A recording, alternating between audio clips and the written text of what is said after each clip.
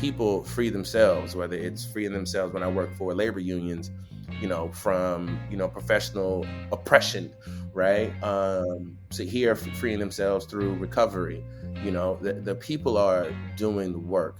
And so for me, that picture would have to be me on the side. If I'm like a basketball coach or something, right? I love basketball. And, maybe the folks are, they're the ones running the plays. I'm just like, hey, this play might work here or there. But that's sort of how I would paint the picture. What's up, everyone? I am Brandon Alexander, and this is Take Your Homeboy to Work Day podcast, your favorite podcast to learn about career paths.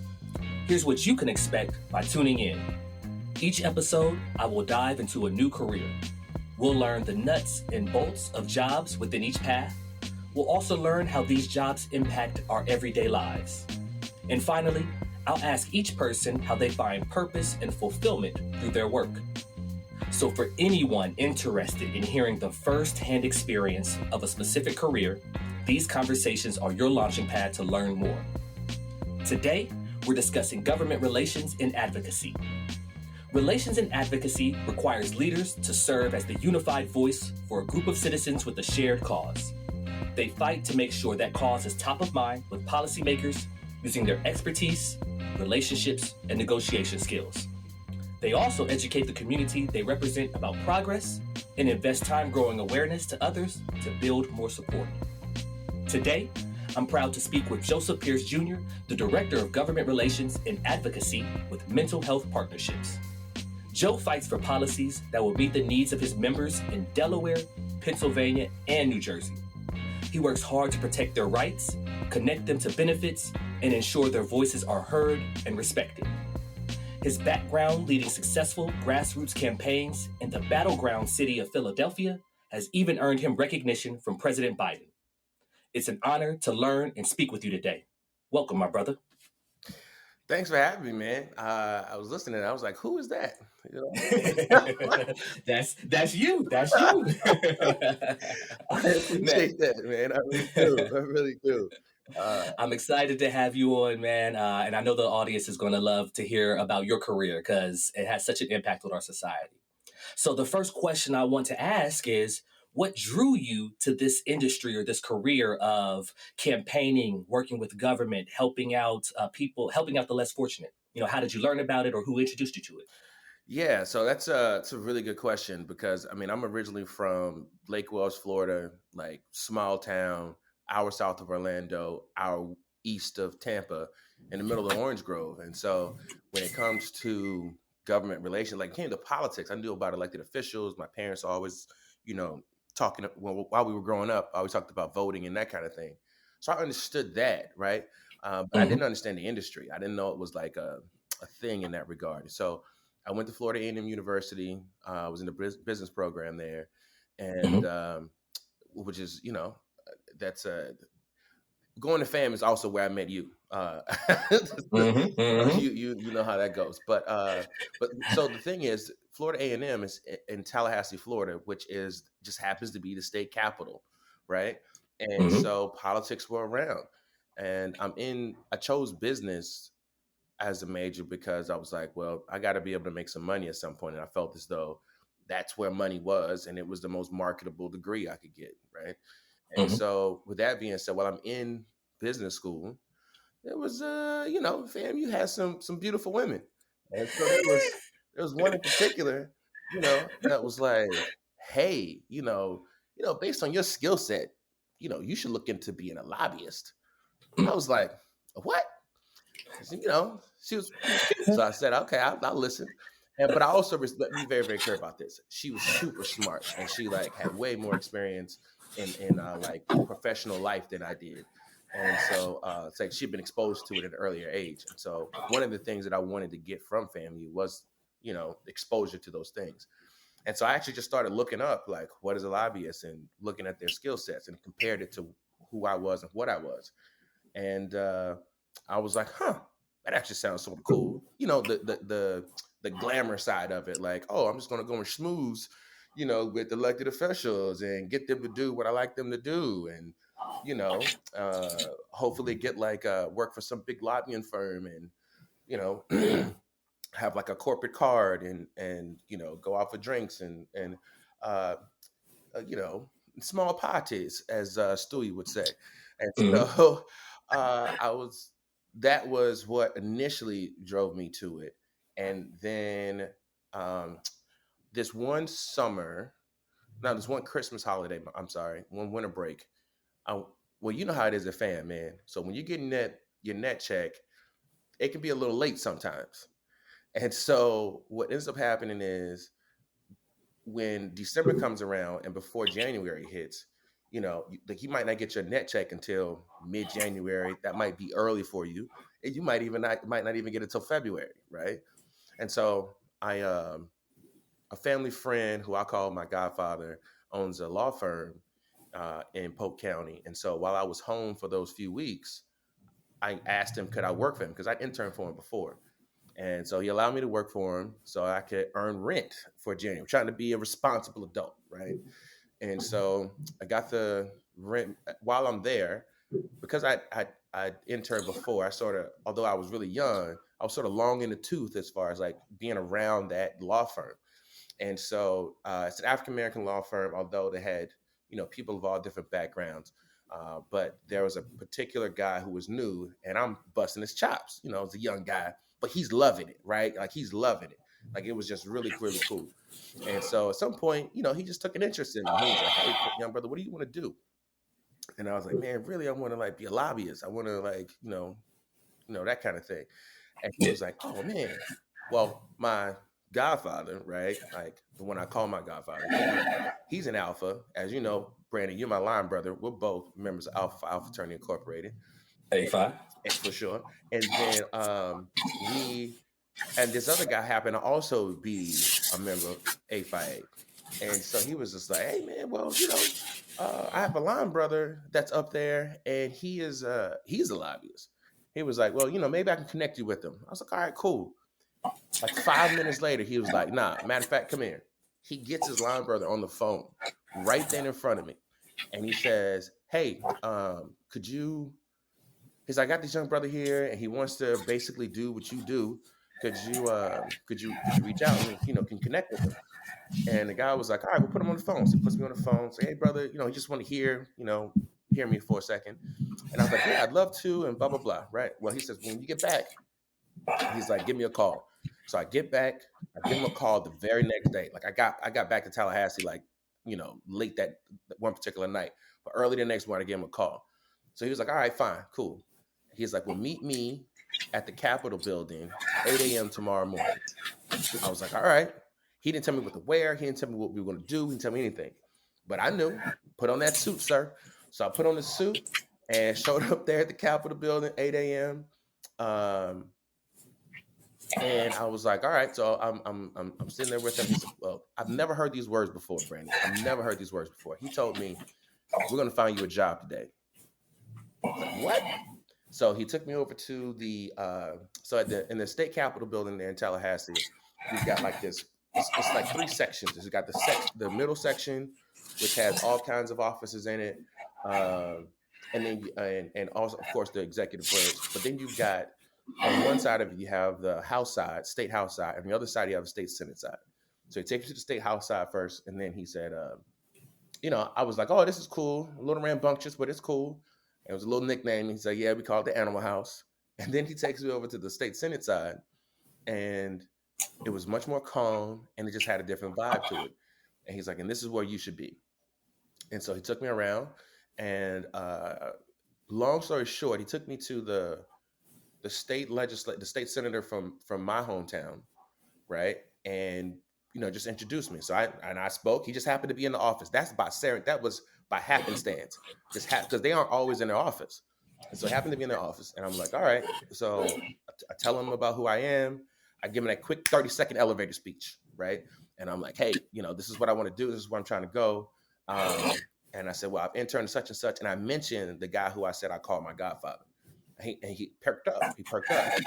I will say I knew that he would have known of him, right? So Yeah, yeah. so I made sure to say that. And so he said, all right, well, we'll see what we could do. And this is like a white male millionaire Republican, right? Like, and I'm a stone cold Democrat, but I'm like, all right. But he was, it was fine. Find out he did some background and called it, my godfather. And next thing I know, I was working in the state Senate Sergeant at Arms office. And well, let me, that's a great transition, because that's actually one of the things I wanted to ask you. You just mentioned, well, first, let me say, a pretty woman, the bras, are the same way I ended up in my career also, so I can relate with that. You were just about to go into the sergeant at arms, and so a job. And so my next question, what is the type? Was this your first entry level job into government work? And if so, how much did you get paid? And if you don't feel comfortable sharing your specific salary, what's the range? I'm comfortable sharing it because they so what was your first job and what was your salary in this industry? Oh man, so look, man, salary is a stretch as far as what to call that. It was actually, man, I was just so in Florida, the way session works, right? Session is when lawmakers are focused and have to make these laws, right? They have to vote and present all these kind of laws, right? This is the legislation to become law. And so, which is distinction for those out there listening, something isn't law until it's actually been signed into law by the executive branch. But there's other ways for it to, it's a lot of stuff to talk about, but that's the most basic way for it to become law. So with all that being said, so here in Pennsylvania, it's year round, right? There's quote unquote session is year round, but they have some breaks, I would say, like summer's real light kind of thing. But in Florida, it's only 2 months. It's only 2 months. It's basically March and April, right? And so the job was only for those 2 months initially, right? And I was just opening doors for folks in committee meetings. I was, sheesh. What was the title of the job? I don't know. It just said OPS. It says Sergeant at Arms, OPS, man. Other personnel services. How did you get paid? $10 per hour. Per hour. And I had to work those 10 hours too. So it wasn't like it was a salary. It was like if I wasn't there doing it, just them 10 hours. I ain't getting paid time off. I ain't getting any of that, man. But it was a good introduction, and it continued to fuel your interest. It had to. So one thing in particular, because I know I can get a little long-winded when it comes to my responses. I appreciate you. But one thing in particular that really, really helped with when I was working with the Senate Sergeant at Arms office is that they actually forced you to learn every single senator so you could call them by name. Right? And so sometimes like we even had a cheat sheet that was clipped to our side where like and so it was color coded, the whole thing, right? And we got a chance to know him. And so with that, I just kept interacting with him as much as I could, have a little personality. But yeah, that was like the best thing that I got. Besides just exposure in general, was the fact that I had to learn those senators' names. Gotcha. Another question that came to mind. You mentioned you were at FAM at the time when all of this interest was growing. Do you remember any of your courses that you took at FAM that either directly tied in or had some value to you as you decided to go forward? What college courses talked about government relations and helped you, just helped give you more information? Yeah. So, excuse me. So in undergrad, it was more so like not really like it wasn't a lot of it, right? However, I'd say so while there, I also got my master's in public administration at FAM, and I eventually transitioned to the appropriations committee. I knew that I had to move on from the Senate Sergeant at Arms office, although they were great to me, but I knew I needed to, in order to make a real impact, I needed to move on. And so what I would say is that like having the business background, so like financial management classes, understanding spreadsheets when it comes to, because essentially working on the appropriations committee, we were determining who got what money, right? I mean, the lawmakers made the decisions, right? But we were the nuts and bolts. Like we had to go and make recommendations. we had to do the research. I even had to go and, go around the state and visit certain places. Like at one point, I was doing civil and criminal justice, Mm-hmm. and so I actually had to go to, I actually had to go to one of those state prisons, and I sat in the electric chair for a second. It's a whole thing, a whole thing. I Mm-hmm. know, uh, but I've survived. But with that being said, I say financial management, anything around negotiations, those were good courses. Um, in grad school, what really helped was the theory around like policy. Like so my policy courses, there were two theories where it was like most most policy that government entities make are based on either they do the most good, right? Or they do no harm at all. Right. And Mm-hmm. so those are like the two main theories that sort of inform your decision making in those regards.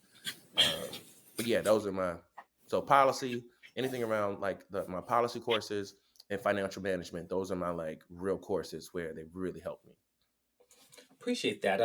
Outside of college, were there any newsletters, periodicals, specific people?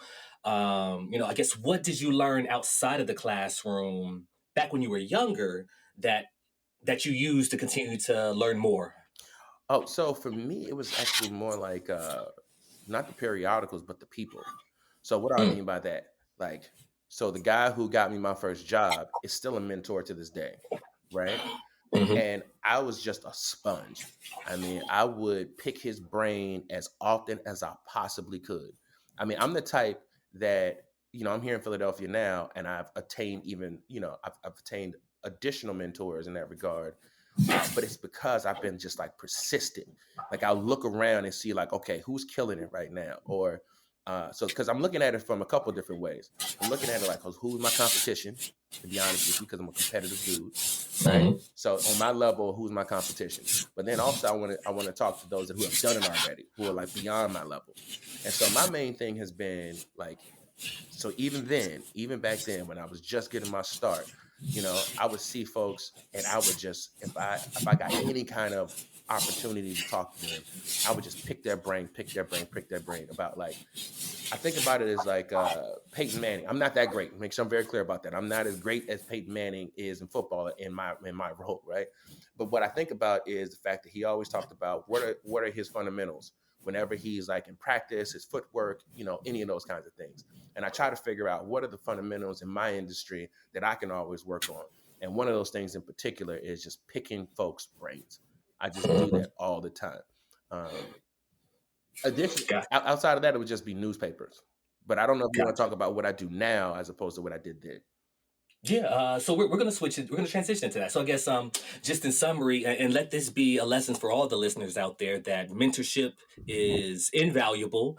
And so if there's somebody you think you can learn from, whatever you are doing, take advantage. Do not be shy. Walk up to that person, introduce yourself, and ask how you can help them.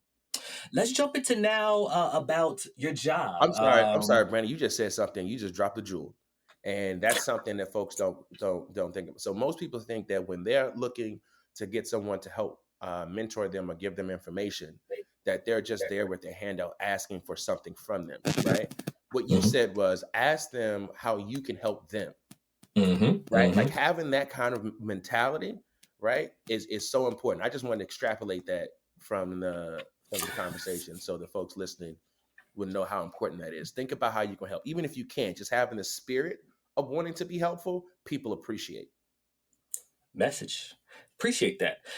Let's I'm loving this next question because when we think about government focused jobs or jobs that are tied into making policy changes, working with the government, and I guess in corporate America we're always talking about return on investment and your value and how you are using the investment of your job or salary to then create more money for the ownership or whatever your purpose is supposed to be. So, my next question is, how does your job make money for the company? But I guess since you do different type of work, how do you show your value to the funders of your company? how do you know that you're being successful and that you can increase the funding for next year? So, how do you make money for your company, or how do you raise the ROI for, through your job? Sure. No, that's a good question. Good question. So there are some ways that I do it very directly. Other ways are a bit more abstract, right? So Hmm. directly is like so. In addition to my government relations and advocacy work that I do, I also run certain programs within our organization. So our Hmm. organization has about 40 different programs throughout the region, and so and some are very specific kinds of programs. And so so even like right now we're in like budget cycle, meaning that uh, I don't know if we want to date it. So I say this: if the fiscal year is July 1 and June 30th, and we have contracts with these different government entities to fund programs that we run, then we have to propose to renew. Like we have to make these proposals to renew, or at least have conversations and meetings to determine the renewal. Additionally, if you're trying to expand, you need to get more programs. So there's funding that you get from government entities through the programs that I manage. That is a way that I can bring in money. But the other thing Hmm. is that specifically why they hired me was, and our CEO spoke to me very distinctly about this, is that, we wanted to raise the profile of our organization. And so you can very easily see, okay, so who knew about this organization before I got here, right? What relationships am I bringing to the table? And what other opportunities can I bring into the table or creating or capitalizing on to bring more awareness about our organization? And so I coordinate certain kinds of events for us, whether it's a lobby day or we try to do forums, coalition building, right? Hmm. Resolutions on our behalf, pass legislation on our behalf, figure out ways to position our organization as a leader, within the mental and behavioral health community here in the region. Gotcha. I totally understand that. Hey, uh, I guess a part of what I want the listeners to learn is how people's jobs, careers has an impact on society or the everyday lives. And so every day as just consumers or end users of something, we take advantage, but we may not know all of the steps or all of the people involved in us taking advantage of something on the end. So in terms of what you do, what impact does it have on society or other people's lives? How does your work ultimately manifest itself for a customer or a user, or specifically your members at MHP? Sure. So that's actually my entire life through any of the advocacy work I've done. Although I started this off by saying the shiny stuff is what attracted me to it. Just like with anything, once you get into an actual industry or a career path, you sort of figure out like what's most important, what really speaks to you. And my thing was that people always said, be careful when you get into politics because it's all corrupt and it's all the negative things you hear about politics, right? And Yeah. right. So I was like, man, I don't want to be that person. So then I'm like, because this is the thing: once you get into any industry, you learn the skills necessary to be effective within that industry. If you're at least competent, right? And so you can use these skills. What I found out, you can use these skills for good or for bad or for indifferent or for whatever, right? And so I always wanted to make sure that the skills I learned, I was able to, as I would say, make my mama proud. And so my government relations and advocacy work has been specific around helping people. And so the work that we do uh, actually helps people all the time. So we service about, I say just in Philadelphia, about 10,000 people every year. So Hmm. that's 10,000 Wow. participants. Yeah, 10,000 participants every year that we help because we believe that recovery is possible. We help that we focus on peer support. So like Hmm. over 60% of our organization are in recovery themselves, and whether that's excuse me, whether that is from something that's a direct relation to like their own experience or a family member, because we actually have programs specific to family members. And so Hmm. what I mean by that, why do I give that context? Give that context to say that the people that we help every day, like they are a member of somebody's family, they are a member of society, right? So there's the help that we provide to that participant directly, but then also what does that wellness do for their family unit? What does that wellness do for their circle unit, right? And it's just sort of, as you can imagine, it helps to minimize a lot of the, you know, sort of the risk of things that could go wrong. And I'm saying this delicately, right? The risk of what could go wrong, I think that we have a significant impact on every single year in this region. And that's they always say that the most difficult thing for a government entity to prove is what it prevented. And we do a lot of that here, but we do de-escalation, right? Right now what we try to do, we're trying to participate with other organizations and government entities to even do some emergency intervention. Like, so if a person's pulled over or is stopped by police, not whether they're in a car or not, and mental health has been, cited as, a factor, like, what's that intervention look like? So we can avoid some of these other issues. So that's just one way. That's like the bigger ways that people see it every day. But just creating community where there wasn't community before is a beautiful thing that we do every day, man. Wow. Excuse me. Wow. I think that's really impressive.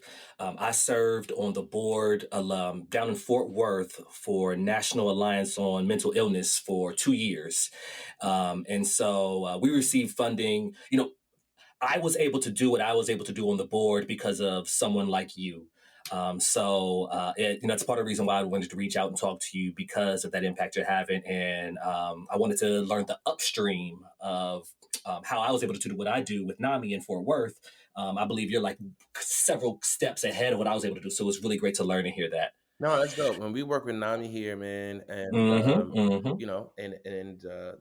I appreciate that work that you did, man, for sure. Tight. I mean, I like that concept of upstream, but that's for another day. I got the book, man. I have a little bit of an abstract question for you next. Sure. Can you explain your job or your career? So the collection of your jobs, can you explain them by describing a picture or a scene of you doing it? If you had to tell an artist to commemorate your career with a painting, what would that painting look like? So I thought about this. Like, originally, I thought about it with. So I'll say what I thought about. I thought about me sitting in the middle, almost like a portrait, and then all like representations of like all the types of people that I've helped, and me sitting there with like this content smile of like just gratitude, right? Sounds cool, but then I thought that like, I felt like that sounds really self-centered. Literally, in their portrait, I am in the center, right? And so then I'm like, nah. This has to be me on the sideline with all the people up front, right? And me just like, sort of directing traffic, or just like, it has to show me doing some kind of work sort of on the sideline, right? Because the people themselves empower themselves. I just give information, I present opportunities, but the people free themselves, whether it's freeing themselves when I work for labor unions, from, professional oppression, right? So here, freeing themselves through recovery, the people are doing the work. And so for me, that picture would have to be me on the side. If I'm like a basketball coach or something, right? I love basketball, and maybe the folks are, they're the ones running the plays. I'm just like, hey, this play might work here or there. But that's sort of how I would paint the picture. Gotcha. Thank you. I want to now continue more along the abstract, talk more about your own motivations, what keeps you going when things are tough. So first question, what's been your proudest achievement in either your current job or your career as a whole? I would say it was actually my proudest moment, because originally, so I'm thinking, all right, it's some piece of legislation that was I helped to pass. Um, but actually it was a comment. It was a comment. My proudest achievement. I was working for this labor union. I put a lot of work in, right? A lot of work in, and I was leaving that job for another job. Like it was just time for me to move on. And you sort of build a family in organizations like this, right? And my supervisor came in to do the exit interview. And so it was, my supervisor and my supervisor. So it's those two. And what he said to me was that I want to honor you with acknowledging how you put the members first. It was like your relationship with the members of this union, the people that we fight for every day. We've seen you over these 3 years really support, like your interactions with them, the way they love you, the way you love them, the way you put them first. He's like, I just want to honor you by saying that we saw it, we see it, and we're appreciative. That was like the moment for me. That was it, man. Like I couldn't tell you, like, we pass all kinds of legislation, and when you're in it, it's almost like battle, and you move on from it. But and you're helping people, you're impactful, sure. But like at the end of the day, we're in the people business and in the people caring business. And that was it for me, man. That was it. That sounds a lot like the picture that you just described earlier. In another way, it sounds just like that. That's good to hear, man. That's really good to hear. So we've talked about a lot about the good, but as with anything in life, there's always the bad and the ugly side of it. Mm-hmm. So if you were giving advice to someone, or I guess you could share your own experience from either firsthand or what you've seen happen to other people, what is the bad or the ugly side of your of working in government that needs a watch out? Mm-hmm. Yeah, no, great question there. So first thing is that, most people don't have this amazing first experience. Well, the experience may be amazing, but you're not going to be paid either at all or a lot, right? Mm-hmm. And so you got to go into this knowing that you're going to do some jobs, right? Like that are not going to pay you a lot. So, all right. So Brandon, you're my line brother. You remember how broke I was. And even when we like finished college and everybody's like moving on and everybody's like buying a house and doing this and that, whatever, I'm like, yeah, I'm still working.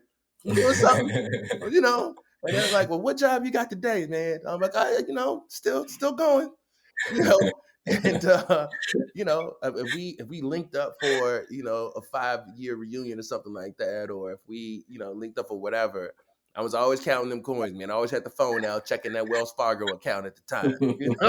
Like, can I pay for this tonight? Okay, or do I have to play sick? So yeah, that's the first thing, man. Is like, you gotta do this for a long term. You gotta see what's going to happen further down the road. The other thing is that there are going to be some times where there are growing pains that you're going to have within the industry. But I'd also say that I want to bring race and culture into this, right? Mm-hmm. Because I learned at some point, I don't know exactly where this came from within me, but I learned where the way that politics are run, say like even on a campaign, more specifically on a campaign, right? Like we always talk about within the frat, it's like a microcosm of life. A campaign can also be a microcosm of life. You got a beginning, you got an ending, you got winners, you got losers, you got ups, and you got downs. You got resources, you've got how do you navigate through that stuff, right? All different kind of players involved. So a campaign is that in the same way. And I will say that Pledging did help me get through that campaign. So, but it's like, so specifically, I had a time back on a particular campaign early on, man. Early, it was my first one, matter of fact. That the way, so we all had these we had these goals that these organized, like as a field organizer, you had to hit, you had to meet, right? And so like you got to make a certain amount of calls every day that were voter contact calls, others that were volunteer calls. So you're trying volunteer recruitment calls. So, and the idea is that you build it, and then by the time you get to what we call GOTV, get out the vote, right? The last 4 days of a campaign, that's Saturday, Sunday, Monday, Tuesday, that your numbers will be astronomical, right? And so the turf that I had, as you can imagine, was the most culturally diverse turf, because that's what they do with people of color. But that also makes sense because like we know our people, right? So it's not in politics, you can't be sensitive about that stuff, man. So with that being said, they're giving me the playbook, right? Like they give all the organizers the playbook to say, this is how you should do it, and blah, blah, blah, blah, blah. And everybody's numbers are like doing great, but mine, right? Like I'm just not getting the numbers, man. Like, I mean, I don't care how many phone calls I make, none of that. So what do I mean by that? By bringing race and culture into this? Our people like didn't respond to just us calling them at their house, right? Like that just wasn't their thing. Like if it wasn't for like Barack Obama's campaign, where like the name itself is going to motivate them. So they're just like, I'm straight. So how do I overcome that? I literally I just looked at my turf. I looked at my turf and I'm like, all right, let me look at the map on this thing. Like, what do I have in my turf? What do I have available to me? And I noticed that in my turf, I had this like very, very small, but very, very liberal college in my turf. And so I remember that I interacted with their president of their Democratic, the president of the Young Democrats there. And so I reached out to her again and was like, hey, can I put up a table, do the whole thing, blah, blah, blah, and do some recruitment? She said, sure. And so I told my supervisor at the time, look, man, I'm not going to have any numbers today. I don't know what to tell you. I said, but I'm going to set up this table over here at this college. And, I'll take the hit today. I said, but going forward, my numbers going to be crazy. And he was like, all right, well, we'll see. We'll see. And so I set up the table, man. I made it look real nice. Had some Obama picture stuff up there because, it was only a couple years in that he had been president. And these were the midterms. And I got like 15, quote unquote, and I created a fellowship program out of nowhere. Titles are free, my brother. So I just said, I got this fellowship program. And like, even in this day, I was still like, if they called and needed a reference, I would give them that reference, man. It was like that important to me. So yeah, I actually created this fellowship program out of thin air, and I started killing it. I also reached out to the local fraternities and sororities, the grad chapters, because I knew that culture. And I would have these deltas come in on a Wednesday night and put up more numbers than anybody near me would do on like a Saturday, right?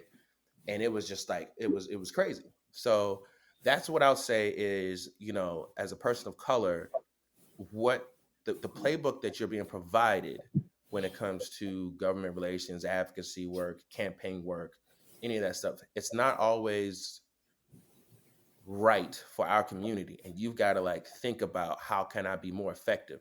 Because at the end of the day, I could have been washed out, right? They would have just let me go and my numbers would have been gone. So that's a big one. And then the last thing I would say is, man, you got to watch out for sharks, right? Like my dad told me a long time ago, he's a pastor, and he was just like, hey son, if I wasn't a shark, I'd get eaten alive.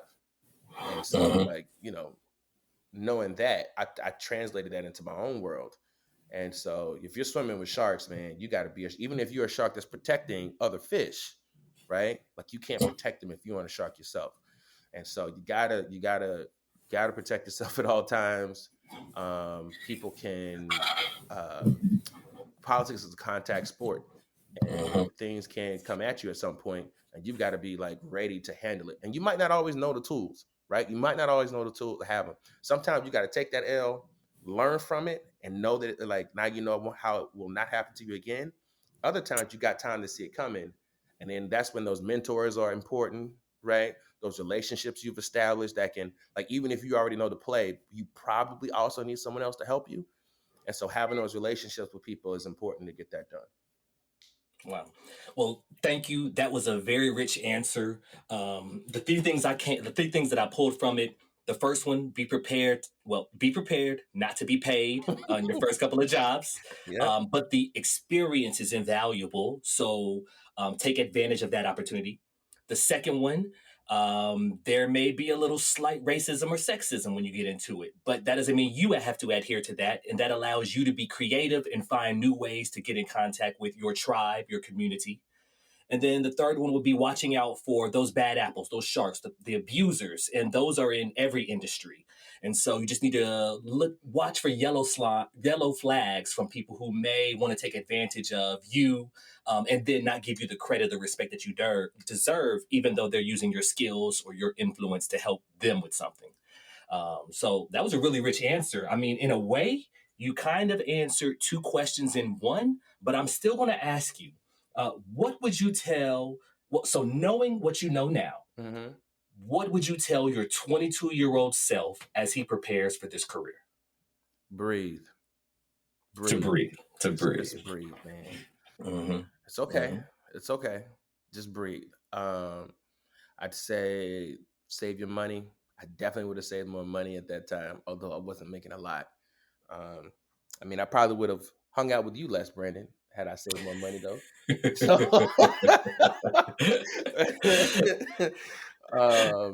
But yeah, just breathe, save your money. I would say enjoy yourself. Enjoy the ride. Treat people better. Although I fight for people every day and I try to establish real relationships. You knew me as a young man. I could be a jerk sometimes. So I would say treat people better at a younger age. And the last thing I would say is, I get this from Pat Riley, man. Like, the main thing is the main thing. Like, just remember that the main thing is the main thing.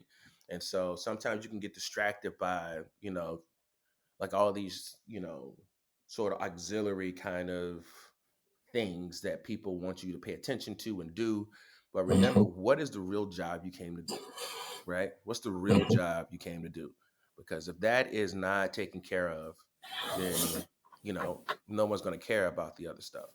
So that's what I'd say. Well said. And thank you. Thank you. Finally, we are coming out of a pandemic right now.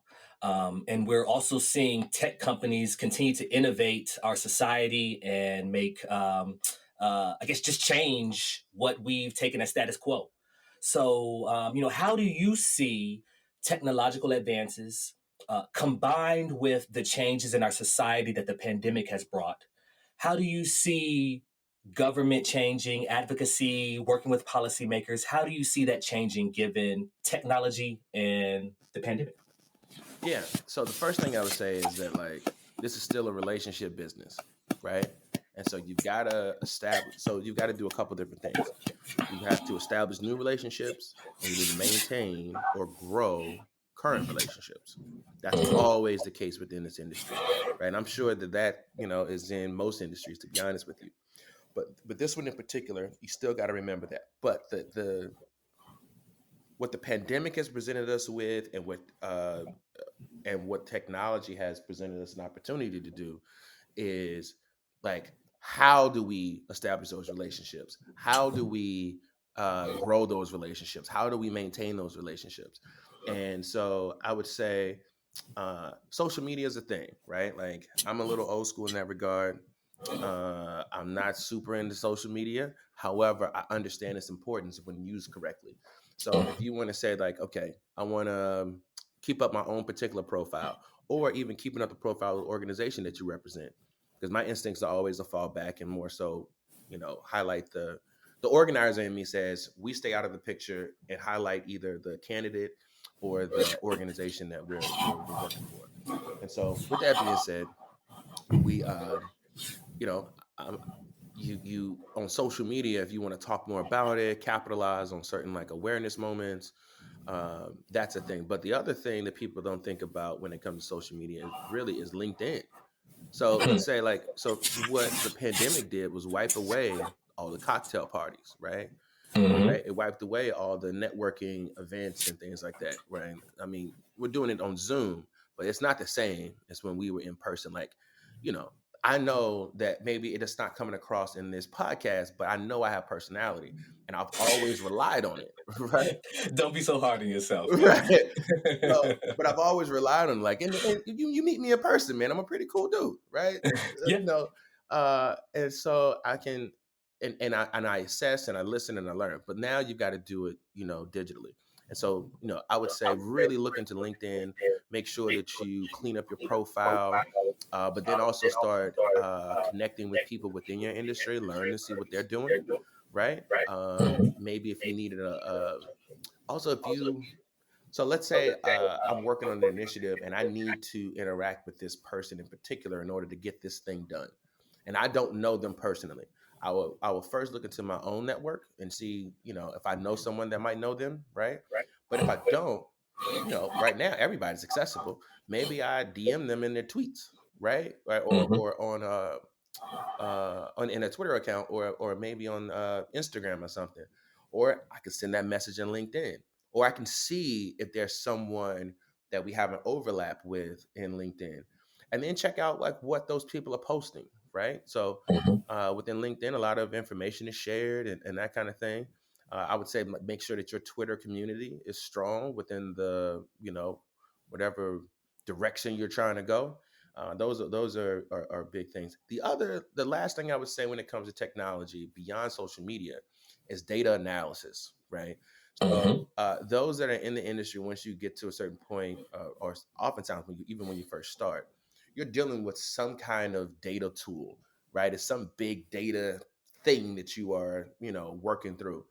And how you navigate through that stuff is, can be invaluable at this time.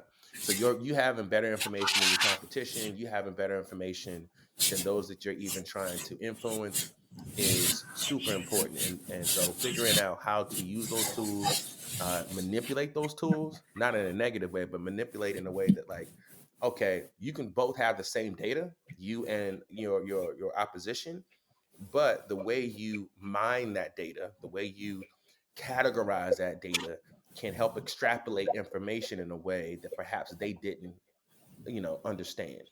And so that's really, really important in that regard. So I'd say social media, data analysis, and remember that, this is still a relationship business. Thank you. Well, Joe, this has been an amazing experience for me. I appreciate you sharing about the job, what it is, your experiences. Most importantly, I appreciate you sharing about yourself, who you are, and then how that relates to the job. I think that's invaluable for the listeners to hear. I appreciate the work you're doing for the mental health community, especially since we both have that direct tie to it. It was great for me. I've learned so much more about what advocacy is, the toughness, how difficult it truly is, and the sacrifice that you made to ultimately get to the part you are. So I appreciate you coming onto the show, and I wish you nothing but the success, my brother. Thank you. No, I appreciate that, man. I wish you nothing but success as well, man. I mean, I've seen you go, I've seen your trajectory, man. There are people in life that I worry about. You are not on that list, brother. And so I'm very thankful for you and thankful to know you, brother. Appreciate those words. Thanks again. All right. Wow, what an enlightening conversation. Thank you again to my guest, Joseph Pierce Jr., for sharing his life and work. And I encourage anyone interested in politics to connect with him on LinkedIn. My final words will be our term of the episode, which I select from my guests' answers. This episode is Lobby Days. Lobby Days can go by many names: fly-ins, advocacy days, hill days, advocacy summits. However, they all come back to the same basic concept: bringing constituents to DC or the state capitol to meet with their legislators face to face. The goal is to personalize your issue. And anyone ranging from a corporation to a trade association or nonprofit can host a lobby day. Constituents flooding a Capitol building to lobby their legislators about the issues they care about is a beautiful display of democracy. This has been Take Your Homeboy to Work Day, and thank you for listening.